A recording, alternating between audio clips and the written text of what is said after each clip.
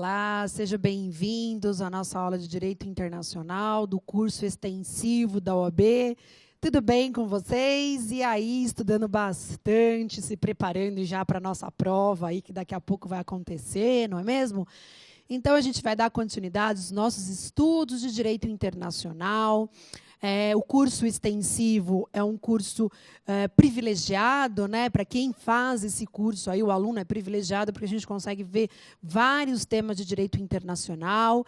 Então, vocês tiveram, né, aula de direito internacional privado, em que estudamos aí os particulares, estudamos um pouquinho do elemento de conexão, estudamos aí também a parte do processo civil internacional, não foi mesmo?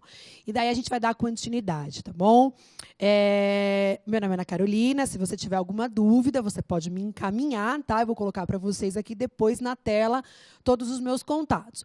Olha só, então, direito internacional, quando a gente pensa em direito internacional, eu quero só dar uma introdução aqui para a gente começar essa aula, dizendo o seguinte: em direito internacional, a gente pensa em 3 ramos do direito.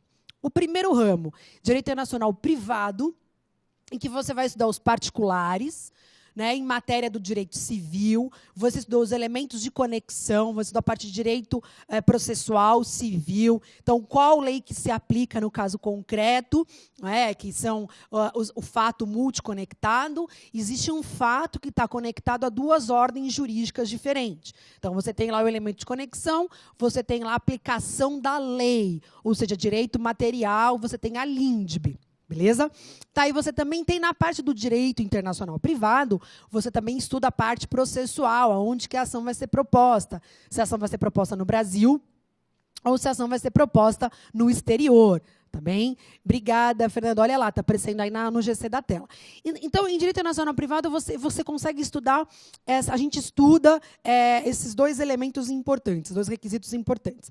É interessante você saber que, para a questão, você diferencia uma questão de internacional privado para de público, porque as questões de direito internacional público, né, em ramos do direito internacional, as questões de direito internacional público são aquelas questões que envolvem organizações internacionais, que envolvem estados soberanos, o indivíduo como sujeito do direito internacional, não é? Você estuda repatriação, a deportação, a expulsão, extradição e entrega, né? São medidas de cooperação e retirada compulsória, não é? E você acaba estudando também aí, né, meio que nessa linha entre privado e público, você estuda também a parte de nacionalidade, que você estudou, que é super importante, o artigo 12 da Constituição. Tá? Mas pensando nos ramos do direito internacional, então você tem o direito internacional privado, o direito internacional público e o direito comunitário, que são os blocos regionais. Quando a gente estuda os blocos regionais, a gente estuda, muito importante, que a OAB gosta bastante, a gente estuda a parte do Tratado de Assunção, que criou aí o Protocolo de Olivos, que criou o tribunal, o TPR, Tribunal Permanente de Revisão. Não é? Então, a gente vai dar uma olhada nisso. E esta aula de hoje é uma aula em que nós vamos estudar vários teminhas importantes do direito internacional. Então, o que nós fizemos? Vamos readequar essa aula, por ser um curso extensivo. Então, o que a gente fez nesta aula? A gente vai estudar vários pontos importantes que a gente entende que é aquele pontinho fora da curva, que é aquela questão mais difícil do examinador, não é? Aquela questão de direito internacional que a gente não está muito acostumado.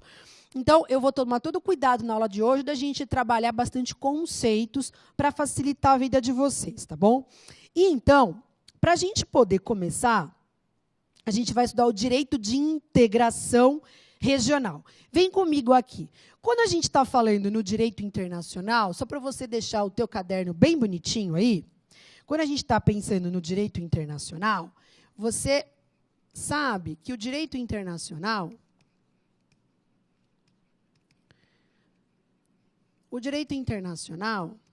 ele pode ser dividido em ramos do direito, né? Quais são os ramos do direito internacional? O direito internacional privado, que você já estudou, o direito internacional público, que é basicamente a aula passada e um pouco da aula de hoje, né? Que a gente estuda aí os sujeitos do direito internacional, não é? E o direito comunitário, o direito comunitário. E o direito comunitário, o que a gente precisa lembrar do direito comunitário? Aqui são os blocos regionais. São os blocos regionais. Muito bem. São os blocos regionais.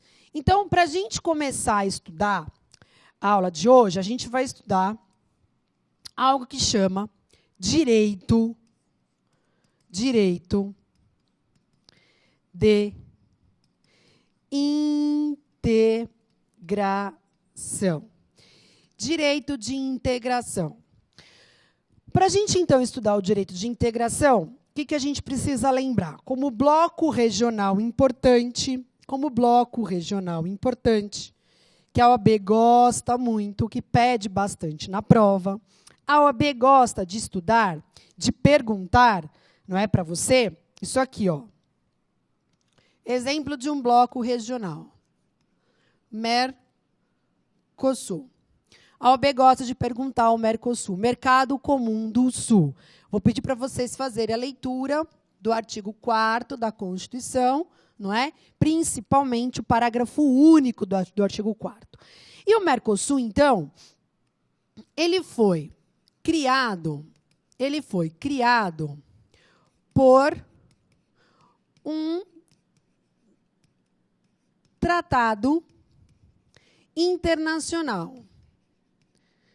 Foi criado por um tratado internacional. A gente vai estudar o que é tratado internacional. Ele foi criado por um tratado internacional. Como é que chama esse tratado? Esse tratado chama Tratado de Assunção. Tratado de Assunção, então, ele cria o Mercosul. Tratado de Assunção cria o Mercosul. Não é? Países se unem, porque o tratado é feito por países, nós vimos isso na aula passada, né? É a união de países. Então, os países de estados soberanos se unem para formar um tratado. O que nós temos de importante no Tratado de Assunção, que a gente precisa lembrar? A gente tem de importante no Tratado de Assunção alguns protocolos. E quais são esses protocolos? Eu vou explicar para vocês já o seguinte, olha só. Por que chama protocolo, né? O tratado, ele é um acordo, celebrado por estados, celebrado por países, tá bem? Né? E diz lá o artigo 2º da Convenção de Viena sobre Direito dos Tratados, diz o conceito de tratado, não é? Ele fala o que é tratado. Legal.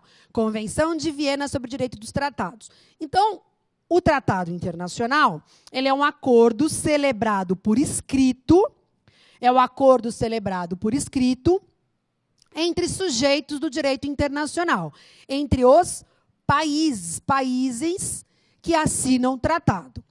Feito esse tratado, posteriormente, o país, ou os países, na verdade, esse tratado, pode ser anexado um protocolo. Ele é chamado de anexo ou ele é chamado de protocolo. Pode ser chamado de adendo também. Então, são documentos que vêm depois da criação do tratado para disciplinar alguma questão importante. E o que vale a pena aqui a gente saber é sobre o protocolo de Olivos. O protocolo de Olivos, é esse nome dado, ele é um protocolo que cria um tribunal dentro do Mercosul. Ele cria o Tribunal Permanente de Revisão. Ele cria um tribunal chamado Tribunal Permanente de Revisão. Legal. Então, quer dizer o quê? Tem o Tratado de Assunção, que foi feito lá por alguns estados signatários, por exemplo, Brasil, Paraguai, Argentina e Uruguai. Depois da elaboração do tratado, houve um protocolo, fizeram um protocolo, um anexo, um adendo, criando um tribunal. Então, se na prova o examinador te perguntar, dentro do Mercosul, existe um tribunal? A resposta é sim, existe um tribunal. Esse tribunal chama Tribunal Permanente de Revisão. Como é que é isso daí? Vamos pensar aqui juntos. Olha só. Pode vir para mim, por favor. Olha só, como é que funciona isso?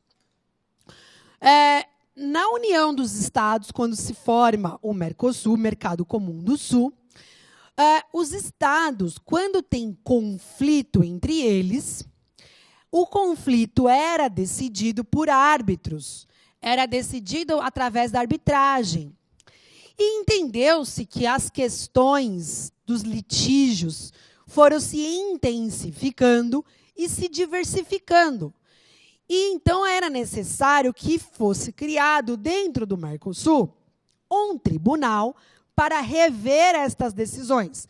Por isso que esse tribunal chama Tribunal de Revisão, Tribunal Permanente de Revisão. Esse tribunal ele vai ter como característica e competência para rever as decisões dos árbitros. Então, entendeu-se o quê? Que com o aumento das divergências, das diversidades e do litígio entre os países do Mercosul, criou-se, então, um tribunal. Tudo bem? Então, se perguntar na prova assim, de acordo com as soluções pacíficas de controvérsias, no Mercosul, assinale a alternativa correta. Gente, essa questão caiu uma vez e ela pode cair novamente. Essa questão ela está afirmando para nós que nas soluções dos litígios entre esses estados deve ser resolvido de forma pacífica. E é claro que existe divergência, litígio. Então, na hora de se resolver, se aplica a solução pacífica de controvérsias. E aí as alternativas vinham dizendo se no Mercosul existia um tribunal para rever essas decisões, que mesmo que pacíficas, uma das partes pode recorrer para o tribunal para ser revista a decisão de um árbitro, tá bom? Ad hoc, que é nomeado para resolver as controvérsias. Falando sobre isso, o que eu quero dizer para vocês? Já caiu e continua caindo sobre soluções pacíficas de controvérsias. Então, nós vamos fazer o quê aqui? Nós acabamos de ver o direito de integração, nós acabamos de ver o direito comunitário. Isso é o mais importante. Passado isso, a gente vai estudar soluções pacíficas de controvérsias. Quais são as soluções pacíficas? Ou seja, quais são as medidas que os estados vão se utilizar, tá bem? Vão se utilizar para resolver a questão. Olha só, coloca aí no teu caderno, pula uma linha, soluções pacíficas de controvérsias. E olha só, antes da gente conceituar cada uma, eu vou fazer uma introdução a respeito das soluções pacíficas de controvérsias, tá bom? Terminando essa parte das soluções pacíficas, a gente vai estudar um pouquinho de tratado internacional. Olha só. Então, vem aqui comigo. Coloque aí no teu caderno. Coloque assim. Soluções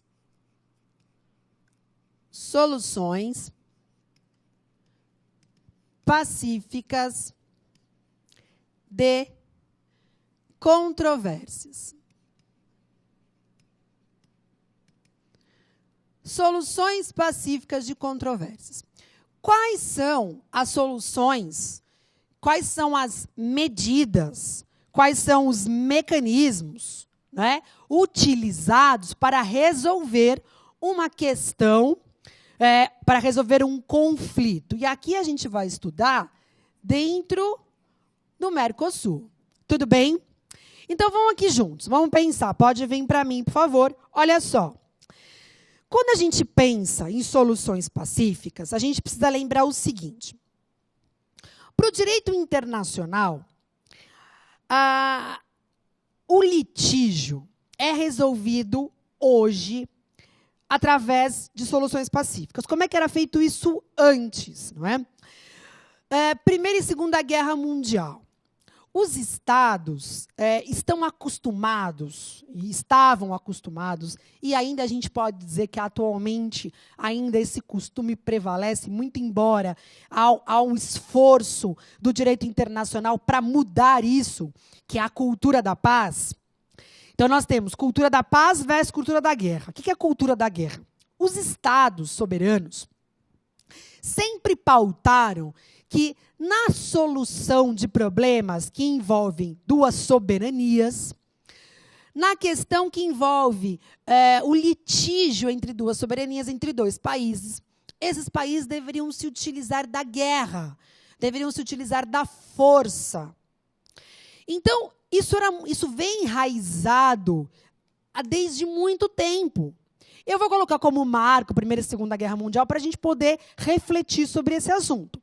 Então, os países, Primeira Guerra Mundial foi exatamente isso, foi conflitos, foi concorrência, foi problemas gerados entre vários países.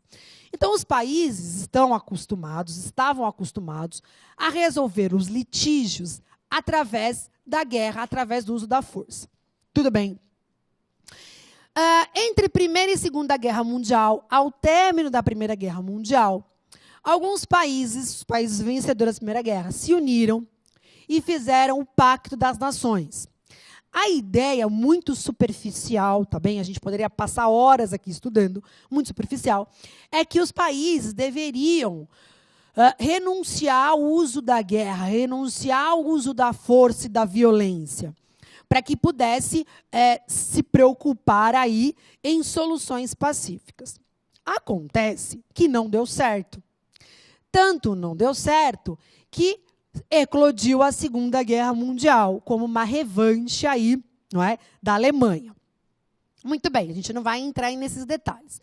Veio a Segunda Guerra Mundial. A Segunda Guerra Mundial, né, com a preocupação aí da Alemanha, de extermínio de judeus, não é, como raça pura, a alemã. Nós podemos dar como marco, inclusive, do direito internacional dos direitos humanos, a partir do término da Segunda Guerra Mundial.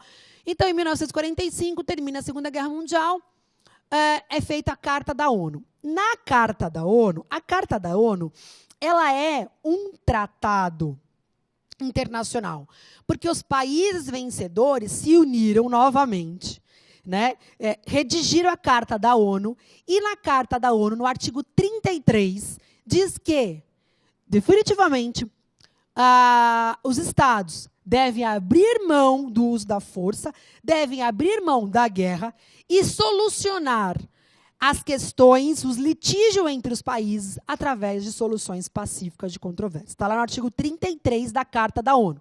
A Carta da ONU, além disso, também previu a preocupação com os direitos humanos. Foi então que, em 1948, veio a Declaração Universal dos Direitos Humanos, que nós já conversamos um pouquinho sobre esse assunto. Muito bem. E daí? Onde eu quero chegar com isso? Eu quero chegar com isso que existem alguns meios de soluções de controvérsias. Só para você ter, isso não caiu na prova ainda. Nós temos meios jurisdicionais, que são meios que envolvem, por exemplo, as decisões da Corte Internacional de Justiça. A Corte Internacional de Justiça, ela é um órgão da ONU, é um órgão judiciário da ONU. Então, nós temos ali a Corte Internacional de Justiça como meio jurisdicional, uma decisão que deve ser cumprida em âmbito global, em âmbito da ONU. Nós temos os meios políticos, como, por exemplo, as decisões que são dadas, e aí a gente não seria bem decisão, a natureza jurídica seria uma resolução dada por meio do Conselho de Segurança da ONU, é um meio político de se resolver uma questão. Nós temos lá, dentro do Conselho de Segurança, os países que têm o poder, além do poder de voto, têm o poder de veto, não é? Então, é um meio político. E, por fim, o que nos interessa realmente, que já caiu na prova, os meios diplomáticos. Quais são esses meios diplomáticos? Então, dentro das soluções pacíficas, pula uma linha e coloca assim, meios diplomáticos. Quais são esses meios diplomáticos? Primeiro, coloca uma listinha aí. Consulta. Consulta é um meio diplomático. Negociação. Consulta. Negociação. Mediação. Consulta. Negociação. Mediação. Bons ofícios. Bons ofícios. E conciliação. Aqui a gente tem que tomar cuidado com 2 deles, que já deu problema na prova, em que o examinador fez pegadinha. Quais são? Mediação, você coloque aí como atenção, mediação e bons ofícios. Vamos estudar todos, mas esses são os mais importantes que deu problema na prova, ok? Então, vamos lá. O que é consulta?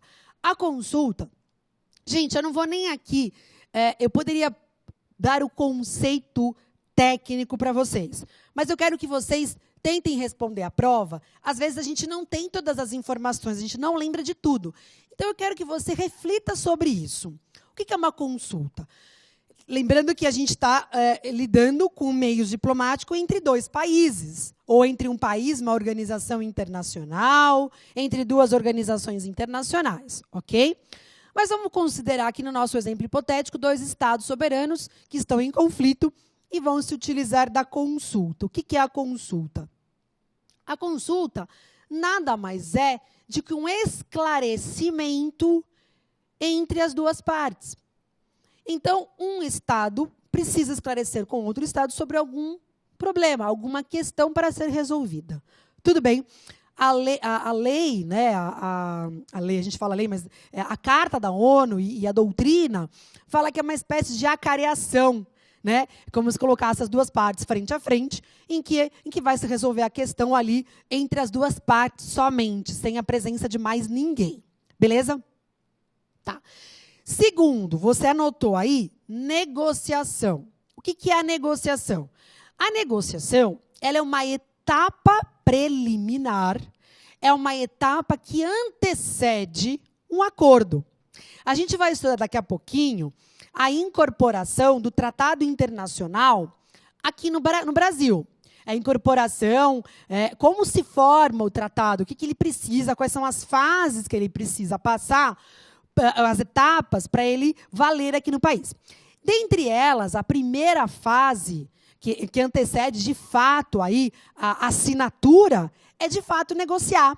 Então, uma parte negocia com a outra. Então, é uma etapa preliminar de um eventual acordo. Tudo bem? Tranquilo. A primeira e a segunda a gente conseguiria tirar assim, pelo nosso dia a dia, talvez pelo nosso conhecimento, né, pela nossa prática. Olha só, saber tudo é saber muito, é saber bastante. Tudo é muito. Ou seja, é importante que vocês, todas as questões, tente levar para uma razoabilidade, tente levar para a tua vida prática. Às vezes a gente não tem como eu falei para vocês, todos os conceitos, preciso me lembrar daquilo que eu vi em aula. Então, o que você vai fazer? Você conseguiria responder essa questão? Negociar? Consulta?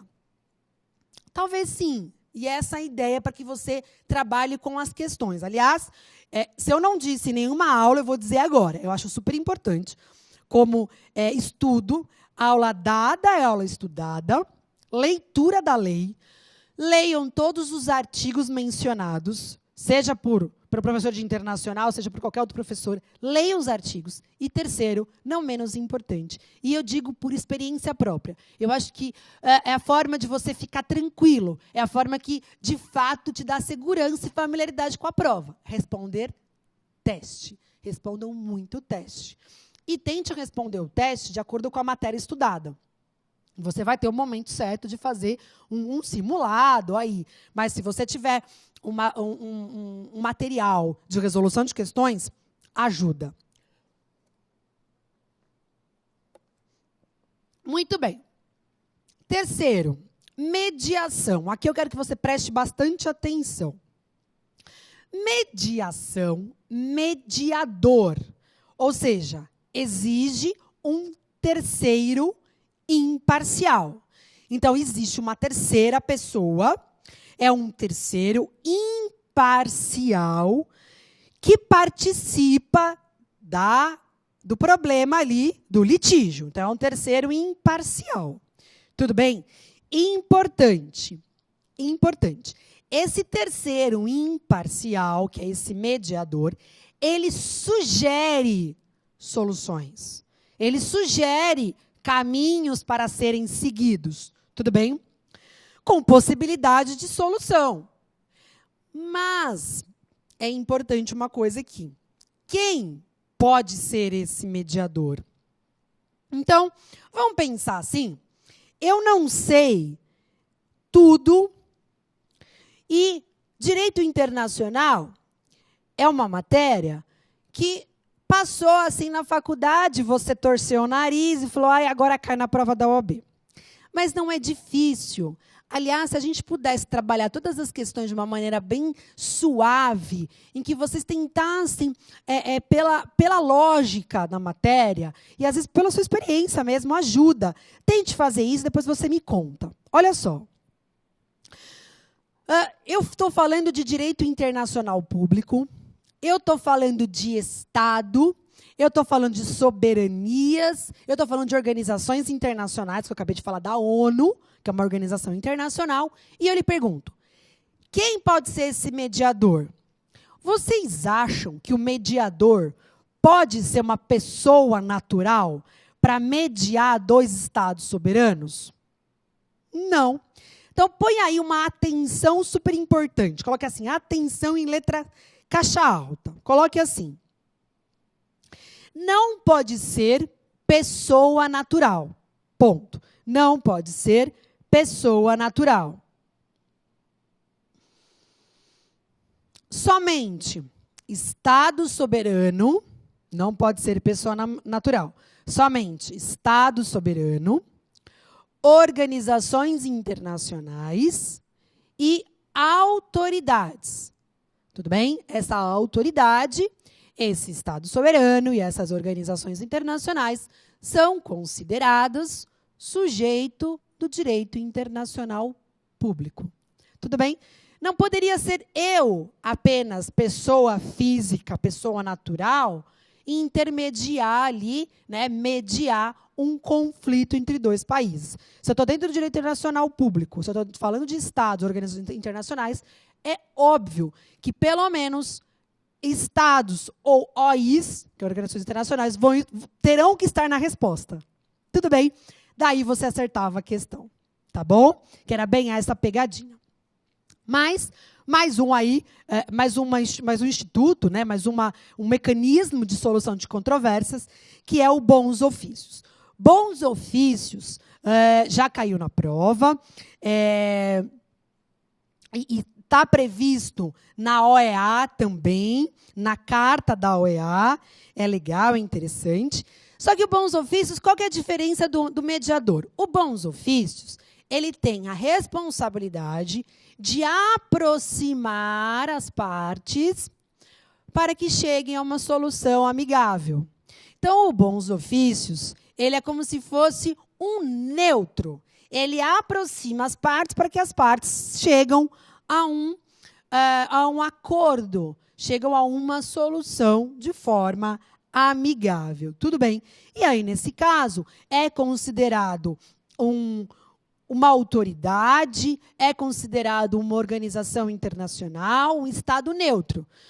Então, um Estado soberano fornece o seu espaço territorial para que outros dois Estados se utilizem daquele espaço neutro para a solução de controvérsias. Ou seja, ele só aproxima, é uma cidade neutra, é um Estado neutro, normalmente uma cidade neutra.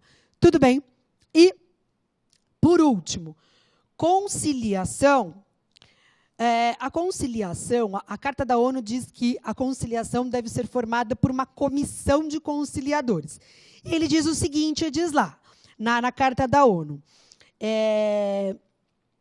a conciliação é a junção, é o conjunto de vários conciliadores que analisam as controvérsias e, ao final, emite um parecer. Tudo bem? Não vincula, aliás, nenhuma das intermediações são vinculantes, tá bom? As partes podem decidir ao bel prazer. Tudo bem? Tranquilos? Olha só. Então, pensando em tratado internacional, vamos aqui estudar um pouquinho da incorporação do tratado. Olha só. Então, soluções pacíficas, nós já estudamos, então, direito de integração, nós já estudamos os meios de solução de controvérsias, são os meios diplomáticos, e agora a gente entende como bastante importante o tratado internacional. Como eu falei agora há pouco, o tratado internacional... Ai, professora, o que é tratado internacional? O conceito está no artigo 2º da Convenção de Viena sobre o Direito dos Tratados. Lá você tem tudo sobre tratado. O que é tratado? A Convenção de Viena que fala o que é tratado é o acordo celebrado por escritos entre sujeitos do direito internacional. Não é? Então, importante o artigo 2º. Mas olha só, dentro do estudo de tratado internacional, eu quero conversar com vocês sobre a incorporação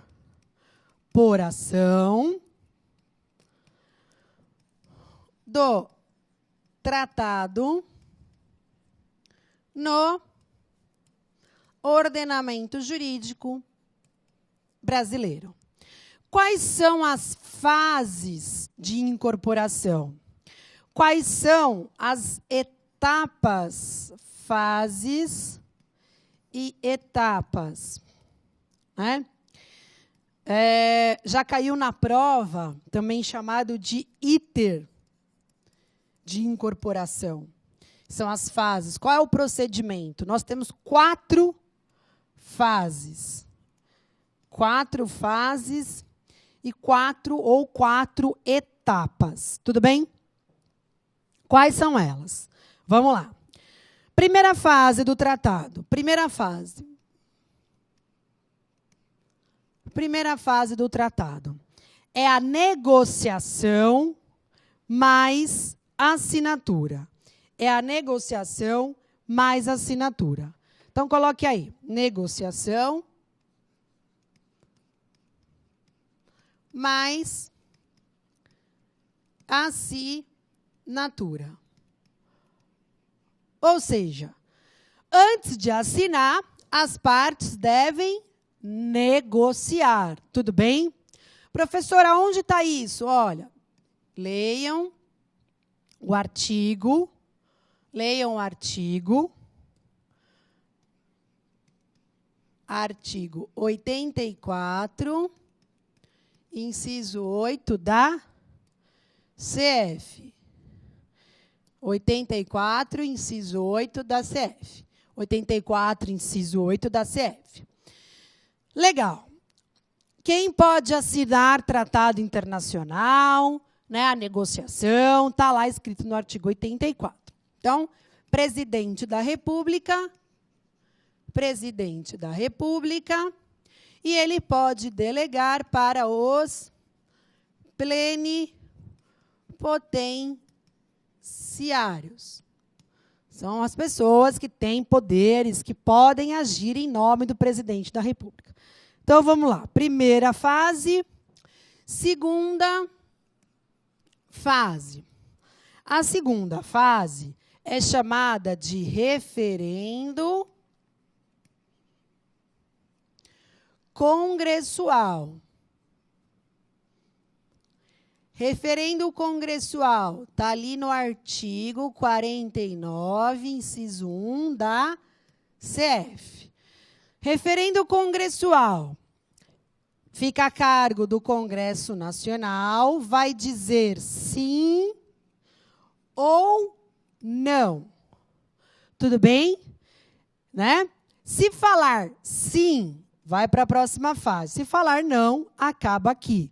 Não pode mudar o texto do tratado. Aqui é por decreto legislativo. Decreto legislativo. Olha só. Segunda fase, então, referendo congressual. É aqui, ó, que a gente vai descobrir qual é a hierarquia do tratado. A gente vai dar uma olhadinha já já. Tudo bem? Qual que é a terceira fase do tratado? Terceira fase é a fase da ratificação. A fase da ratificação é aquela fase da concordância. Concorda, não é? É feita pelo presidente da República. Ou seja, o presidente da República vai concordar, vai confirmar. Confirmar. Tudo bem? É um ato discricionário, é um ato discricionário. Ou seja, sendo um ato discricionário, o presidente não é obrigado a ratificar. Mas uma vez ratificado, não é? Passa para a quarta fase. Olha só. Esse ato torna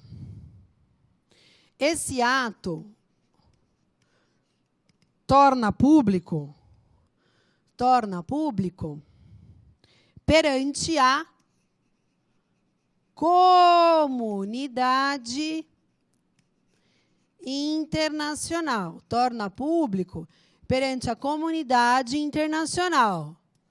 Que deve fazer o quê? Tomar nota, saber. É o momento em que a gente torna público para a comunidade internacional um tratado. Esse depósito pode ser na ONU, ou esse depósito pode ser na OEA, a depender se é global ou se é regional. Tudo bem? E a próxima fase do tratado, que é a quarta fase, é a fase da... É a fase da promulgação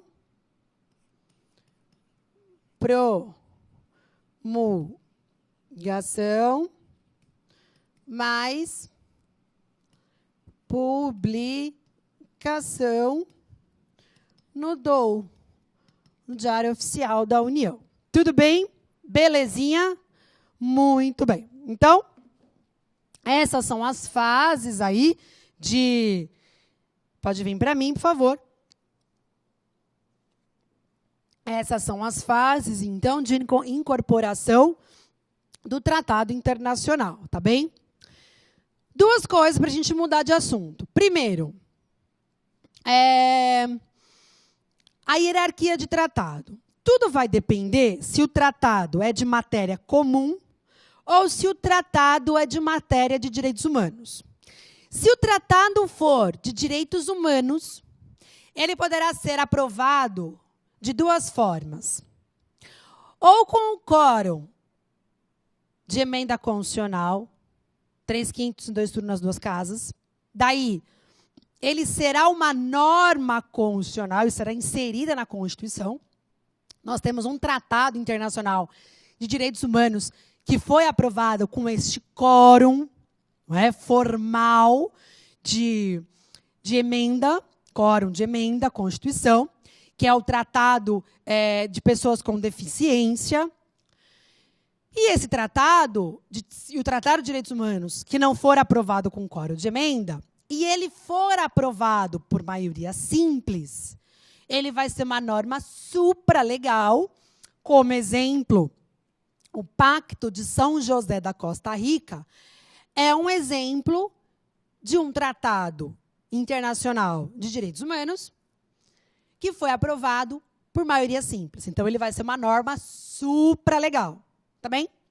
Então, matéria de direitos humanos. Se for matéria comum, ou seja, qualquer matéria que não for de direitos humanos, óbvio, não é? Aí a gente põe todo mundo dentro do mesmo balaio de gato. Maioria simples, também. Só que aí terá como hierarquia, será uma norma infraconstitucional. Gente, infraconstitucional pode ser o quê? Qualquer norma que não for const, qualquer norma que não for supra. Poderá ser uma lei ordinária. Tudo bem? Cuidado com essa questão da hierarquia. Tudo bem? Outra coisa, super importante, o artigo 53 da Convenção de Viena sobre Direitos dos Tratados, que fala o que é tratado, é um código dos tratados, é a lei dos tratados, diz que o tratado será nulo,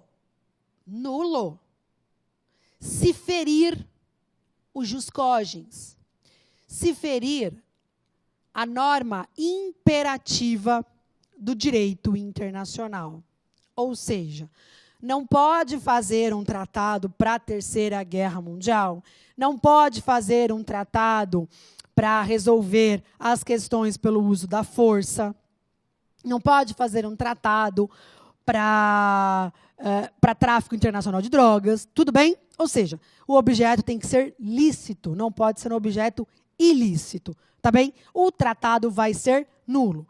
O que eu quero dizer é o seguinte, os estados, eles têm o princípio, e eles se utilizam da teoria da voluntariedade, ou seja, assina o tratado se quiser. Se assinar o tratado, deve cumprir de boa fé. Isso está lá no artigo 26 e 27 da Convenção de Viena sobre Direitos dos Tratados. Na medida que assinou e ratificou, deve cumprir de boa fé. Mas o teor do tratado não pode ferir norma de jus cogens. Norma de jus cogens, por exemplo, é resolver litígios através de soluções pacíficas, é Declaração Universal dos Direitos Humanos, é o respeito ao ser humano, tudo bem? E as democracias, por exemplo. Tá bem?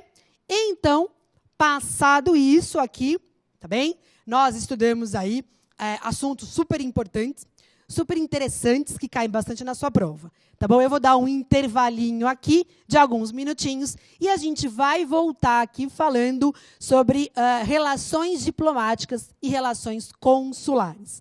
Até já!